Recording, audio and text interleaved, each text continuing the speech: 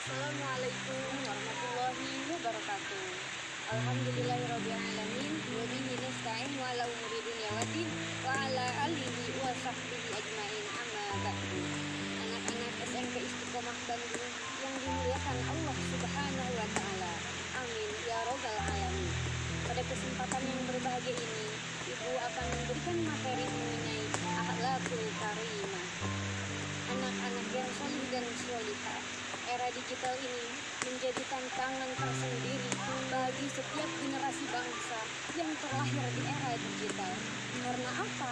Karena arus informasi yang susah dibendung, ditambah lagi dengan perkembangan media sosial yang begitu pesat, mulai dari Facebook sampai Twitter.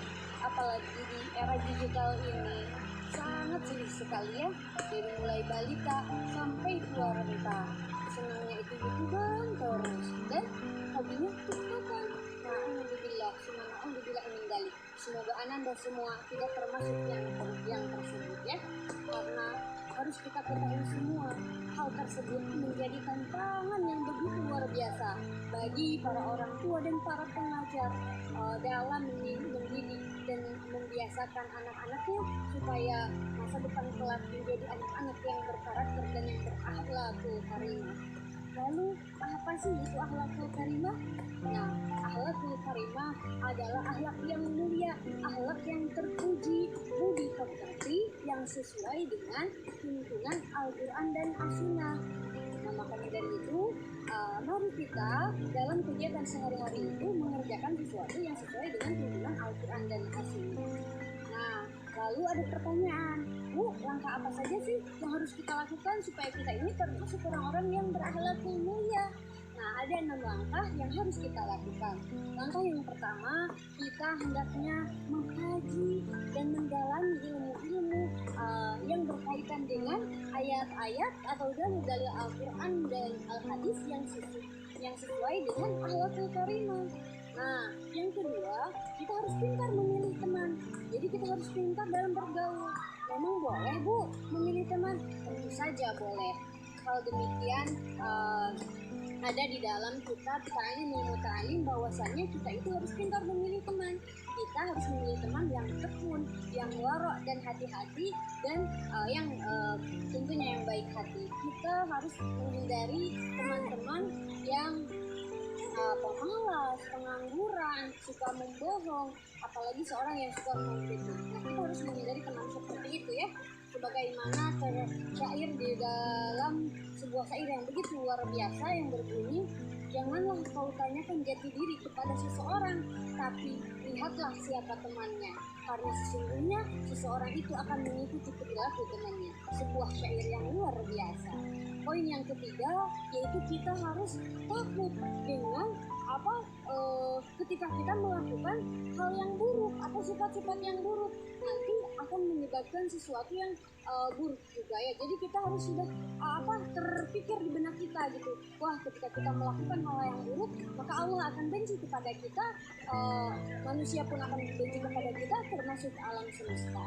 Nah, dan yang keempat yaitu kita harus senantiasa terpikir di dalam benak kita itu tergambar gitu. Jadi akhlak Rasulullah yang begitu mulia. Nah, sebagaimana di dalam sebuah hadis, inna mabustu liutami makarimal akhlak. Sesungguhnya aku diutus untuk menyempurnakan akhlak mulia. Nah, itu kata Rasulullah, hadis riwayat Bukhari. Ada juga di dalam sebuah dalil ayat Al-Quran yang berbunyi, Quran surah Al-Qalam ayat 4. A'udzubillahi minasyaitonirrajim. Bismillahirrahmanirrahim. Wa innaka la'ala khuluqin 'adzim. Dan sesungguhnya pada diri Rasulullah itu terdapat akhlak yang mulia. Nah, poin yang kelima yaitu kita harus membiasakan akhlakul mulia itu, akhlakul karimah itu dari sejak kecil. Ibu teringat kisah di dalam kitab Akhlakul Banat di 1 bab 4 halaman 6. Di sana dijelaskan atau dikisahkan seorang anak yang bernama Fatimah. Fatimah ini seorang anak perempuan yang begitu cerdas luar biasa. Suatu hari Fatimah dan uminya bertamasya ke suatu kebun. Nah, ketika sampai di kebun tersebut, Fatimah sangat senang sekali karena melihat pohon bunga yang begitu indah dan cantik. Nah, namun selang beberapa waktu, Fatimah baru menyadari ada satu pohon bunga yang tangkainya itu bengkok. Nah, dengan pintarnya Fatimah bertanyalah kepada uminya, "Wahai Umi, kenapa ya bunga ini bunganya bagus, tapi kok pohonnya bengkok? Sayang sekali ya Umi." Uminya pun menjawab, "Wahai anakku, mengapa bunga ini bisa bengkok? Sesungguhnya si tukang kebun itu tidak merawat bunga tersebut dari kecil, sehingga ketika sudah besar pohonnya itu bengkok." Nah, begitu pula dengan akhlak seorang anak perempuan. Ketika tidak dididik, ketika tidak dibiasakan sejak kecil, maka ketika sudah besar akan susah untuk diingatkan atau dinasihati, ya. Nah, anak-anak yang solih dan solihah, makanya dari itu kita harus membiasakan akhlak yang baik ini dari sejak kecil, ya. Karena kalau sudah kalau sudah besar itu susah. Poin yang keenam yaitu kita harus senantiasa berdoa kepada Allah Subhanahu wa taala supaya diberikan akhlak yang mulia. Nah, doanya ini gampang sekali loh. Ini biasa teman-teman amalkan sehari-hari. Yaitu doa ketika bercermin. Allahumma ahsanta khalqi fa ahsin khuluqi. Ya Allah, Engkau telah memperbagus penciptaanku, maka perbaguskanlah akhlakku. Hadis riwayat Ahmad. Nah, itulah teman-teman 6 langkah yang harus kita lakukan supaya kita menjadi seseorang yang mempunyai akhlakul karimah, yang berakhlakul karimah, ya. Mudah-mudahan kita semua termasuk orang-orang tersebut, ya. Karena dengan berakhlakul karimah tidak hanya Allah saja yang meridhoi kita, tapi manusia dan alam semesta pun akan ridho kepada kita.